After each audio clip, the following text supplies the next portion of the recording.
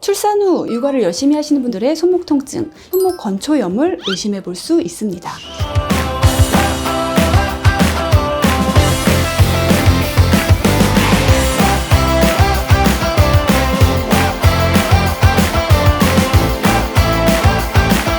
안녕하세요. 두발로병원 이정아입니다.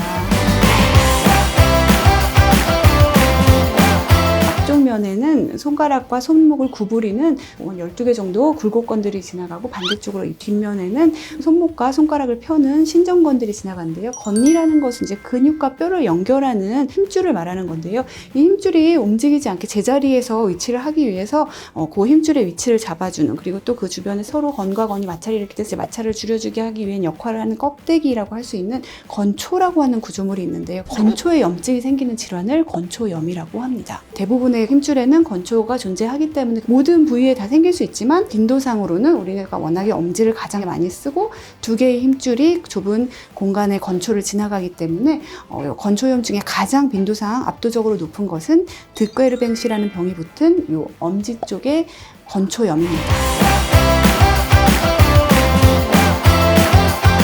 찾아오는 환자분들의 대부분은 여성분이 훨씬 더 많습니다.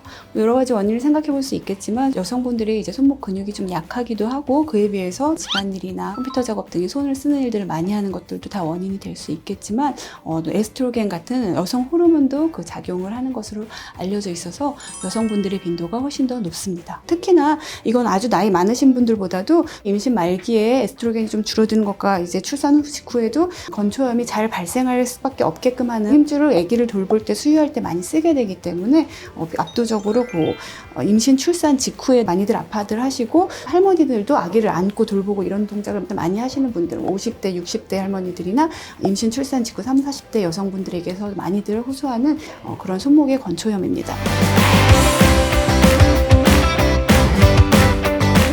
기본적으로는 처음에는 물론 이제 안 쓰시는 게 가장 중요하기 때문에, 결국은 이런 동작, 많이 꺾여 있는 상태에서 계속해서 힘을 주면서 아기를 들고 안고 이렇게 하는 동작, 아기를 이렇게 안고 이렇게 하는 이런 동작을 할 때 많이들 아프기 때문에, 사실 그런 동작을 피해주고 가능한 그런 것들을 좀 줄이는 생활 습관의 개선이 가장 중요한 처음에 치료 방법일 수 있겠고요. 그 다음에는 결국은 염증에 의한 통증이기 때문에 염증을 가라앉히는 약, 물리치료, 충격파 치료 이런 것들이 있겠고, 힘줄을 조금 잡아주기 위해서 보조기 같은 치료들이 쓰이는데요.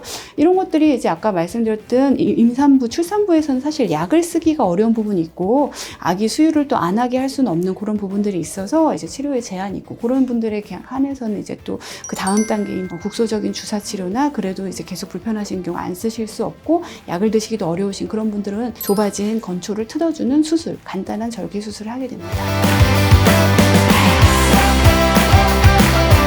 수술은 굉장히 간단합니다. 방아쇠수지도 건초염의 일종이라고 했는데, 드퀘르뱅시가 대표적인 건초염이기 때문에, 이런 건초염이라는 건 결국은 그 막을 둘러싸고 있는 힘줄에 염증이 생기면서 아프신 거고, 공간이 좁아서 생기는 병들이기 때문에 공간을 틀어주는, 건초를 절개해주는 수술이고, 좁아져서 자꾸 염증을 일으키는 건초를 절개만 하고 나오면 되는 수술이라서 꼭 입원하실 필요는 없으시긴 하시고, 당일 입원, 당일 수술 가능한 간단한 수술이고, 2주 동안에 물 닿지 않게끔 해주는 관리 이외에는 특별히 보조기나 기부스 기간 없이 일상생활로 회복 바로 가능한 수술입니다. 그렇기 때문에 이제 약을 못 드시고 생활 개선이 어려우신 그런 분들은 어렵지 않게 수술로 해결해 드릴 수 있습니다. 감사합니다.